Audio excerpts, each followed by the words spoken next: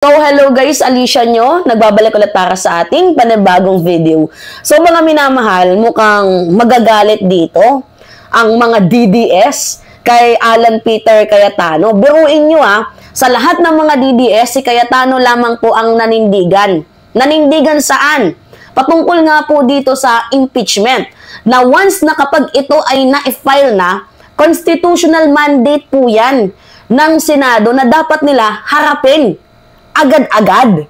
Alam nyo, sa totoo lang, medyo ayaw ko talaga kay Alan Peter Cayetano. Pero at this time, and at this moment, kapag pinag-uusapan yung impeachment, malaki po talaga yung tama ni Alan Peter Cayetano, not unlike dito sa ibang mga senador ng mga DDS. Tingnan nyo, si Bato de la Rosa nag-file pa ng resolusyon. Tapos nung tinanong, hindi, basahin nyo na lang, basahin nyo na lang. Kumbaga senador siya pero hindi niya alam kung ano yung gawain niya. Now anyway, mga minamahal, meron akong ipapakitang article sa inyo. Yan buti pa itong si Alan Peter Cayetano, kahit papaano may utak, kahit papaano nag-iisip. So ngayon, sabi dyan, Alan Cayetano, Senate must do constitutional duty in Sara Duterte impeachment. Himala, maganda yung pagkain ngayon ni Cayetano, no? Cayetano, Senate must do constitutional duty in Sara Duterte impeachment. Diba?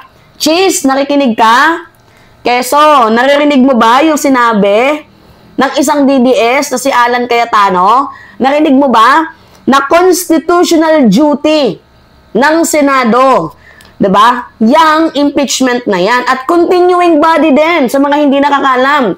Baka mamaya merong maghanap dyan, hindi, may mabawal na yan. From 19th Congress to 20th, bawal yan.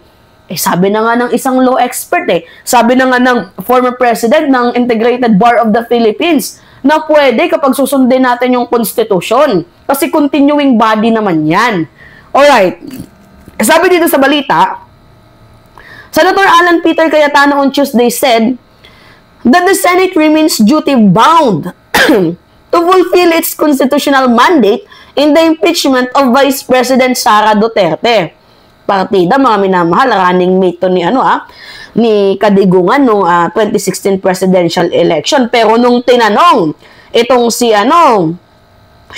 Cayetano, pinagbasihan niya lang din naman yung constitutional mandate, diba? Ng ating 1987 Constitution. So, sabi pa dito, kapag constitutional mandate, gagawin mo lang. Having said that, di ba kasi yung implementing and applying it, applying it to the 24 senador, may bobotohan yan. But just because may bobotohan doesn't make it right. Although may pagkambyo ng slight, pero nandun pa din yung pag-i-insist ni Cayetano na constitutional mandate yan ng Senado.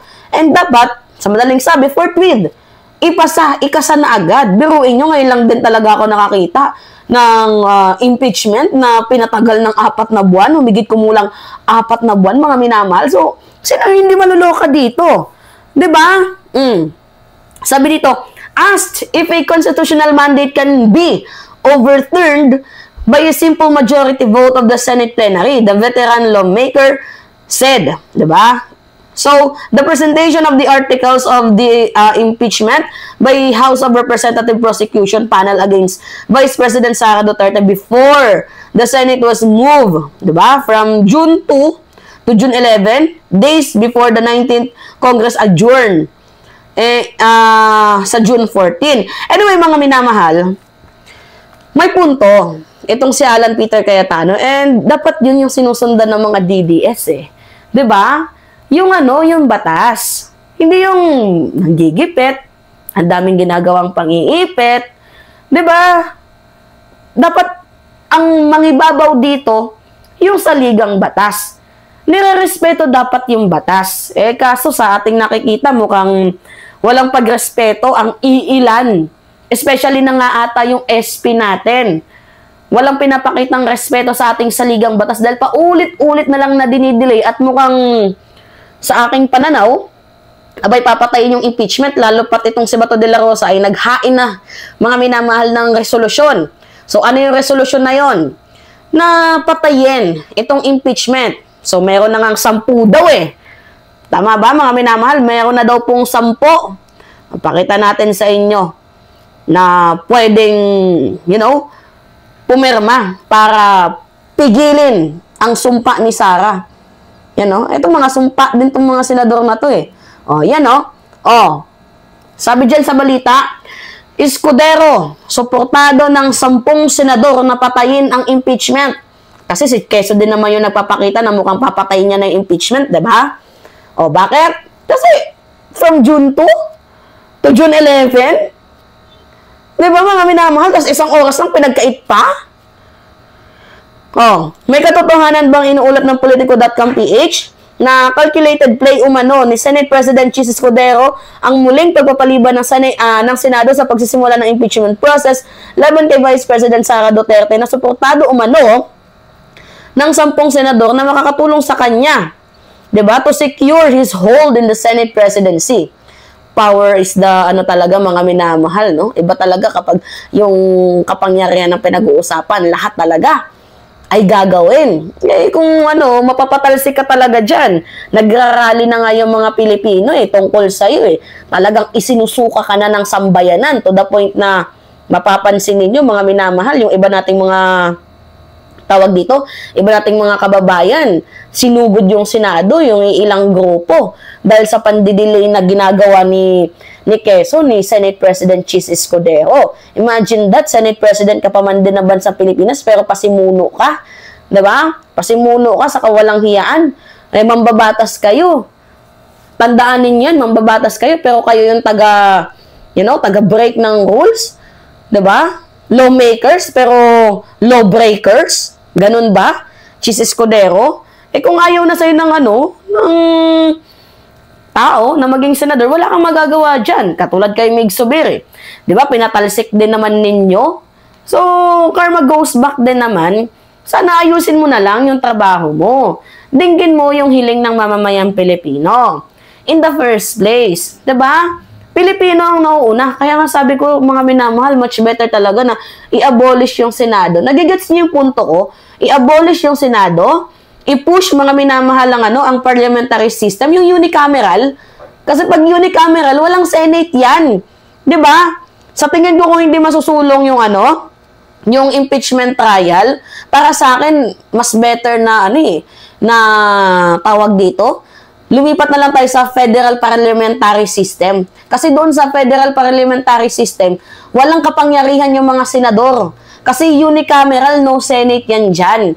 Ngayon, may mga naghahangad, diba?